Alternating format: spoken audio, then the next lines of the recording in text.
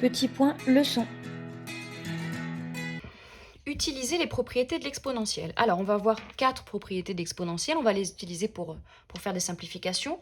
Donc, quand on a exponentielle x plus y, ça nous donne exponentielle x fois exponentielle y. Quand on a exponentielle x moins y, ça nous donne exponentielle x sur exponentielle y. Quand on a exponentielle nx, ça nous donne exponentielle x puissance n ou exponentielle n puissance x, peu importe. Et quand on a exponentielle moins x, ça nous donne 1 sur exponentielle x. Donc, on nous demande de simplifier au maximum. Donc, on a exponentielle 3 fois exponentielle moins 7 sur exponentielle 2. Donc ici, pour le numérateur, on va utiliser cette formule-là. Quand on multiplie deux exponentielles, les puissances s'ajoutent. Donc, ça nous donne exponentielle 3 plus moins 7. Ça nous donne exponentielle 3 moins 7, ça nous donne exponentielle moins 4. Donc, on a utilisé la formule 1. Pour simplifier une multiplication de deux exponentielles, on a ajouté les puissances. Et enfin, une fois qu'on a simplifié au maximum le numérateur, on remarque qu'on a une division de deux exponentielles, donc on va utiliser la formule 2. Quand on a une division de deux exponentielles, ce qu'on va faire, c'est qu'on va soustraire les puissances. Donc ça va nous donner moins 4, la première puissance, moins la deuxième puissance 2. Et ça va nous donner exponentielle moins 6. Donc a égale exponentielle moins 6. Si on voulait l'écrire avec que du positif en puissance, on pourrait utiliser la formule numéro 4, exponentielle moins 6, c'est 1 sur exponentielle 6. Donc on peut mettre l'une ou l'autre en réponse. Pour le b, nous avons exponentielle 2, le tout puissance moins 5 fois exponentielle moins 6. Alors avant d'utiliser le multiplication, c'est la puissance qui est prioritaire. Donc on a une exponentielle avec une puissance et encore une puissance d'une puissance. Donc on va utiliser cette formule-là. Quand on a une puissance d'une puissance, on multiplie les deux puissances. Donc ça va nous donner exponentielle 2 fois moins 5. On multiplie les deux puissances et il nous reste exponentielle moins 6.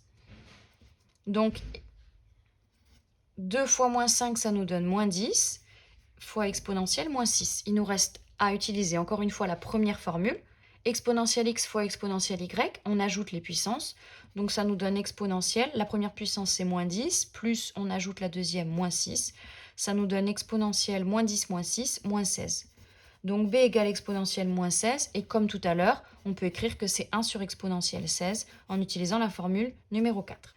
Alors, pour la C, on a 1 sur exponentielle moins 2 à la puissance 3, plus exponentielle moins 1 à la puissance 4, divisé par exponentielle moins 6 fois exponentielle 2. Donc, on va simplifier le dénominateur ici. Exponentielle moins 2 puissance 3, on utilise cette formule-là. Donc, on multiplie les puissances. Donc, moins 2 fois 3, ça nous fait moins 6. Exponentielle moins 1 puissance 4, on va utiliser la même formule. Donc, moins 1 fois 4, ça nous fait moins 4. Et ici, on va utiliser la formule d'une multiplication des exponentielles, donc exponentielle. On ajoute les puissances, donc ça fait moins 6 plus 2, moins 4. Ici, on remarque qu'on a une fraction avec le numérateur égal au dénominateur. Donc ça nous donne 1, exponentielle moins 4 sur exponentielle moins 4, on peut barrer. Ou alors, on peut utiliser cette formule, si on n'avait pas vu l'astuce que je vous ai dit. Donc ça nous donne exponentielle moins 4. Et on soustrait l'autre puissance, donc moins 4. Donc ça nous donne exponentielle moins 4 plus 4, ça nous donne exponentielle 0. Et exponentielle 0, c'est 1. Donc du coup, soit on voit qu'on a le même numérateur et le même dénominateur, on simplifie, ça donne 1. Soit on utilise la formule de la division, on soustrait les puissances, ça nous donne 1. Et enfin, 1 sur exponentielle moins 6, on va utiliser cette formule. Quand on a 1 sur une exponentielle, on peut enlever le 1 sur et on change le signe de la puissance. Donc ça nous donne exponentielle 6. 1 sur exponentielle moins 6 nous donne exponentielle 6. Voilà pour la C. Pour la D, nous avons exponentielle 2 fois exponentielle x le tout au carré. D'après cette formule, ça nous donne exponentielle 2x. Fois 1 sur exponentielle moins x. D'après cette formule, on enlève le 1 sur et on change le signe de la puissance. Donc au lieu d'exponentielle moins x, on a exponentielle x.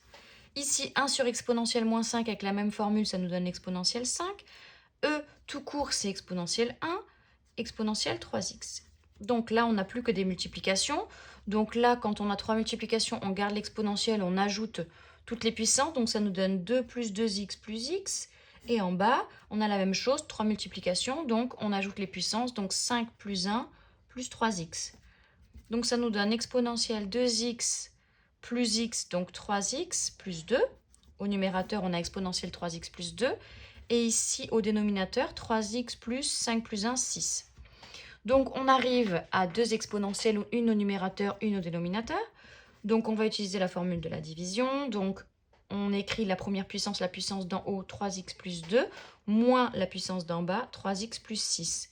On n'oublie pas la parenthèse, hein, c'est moins toute la puissance du bas, donc on va changer tous les signes du dénominateur, de la puissance du dénominateur. Donc ça nous donne exponentielle 3x plus 2, le 3x devient moins 3x, le plus 6 devient moins 6. Et ça nous donne les 3x s'annulent. Il nous reste exponentielle 2 moins 6, donc exponentielle moins 4. Donc on peut écrire que d égale exponentielle moins 4 ou 1 sur exponentielle 4 si on veut garder des puissances positives. Voilà comment utiliser les propriétés de l'exponentielle.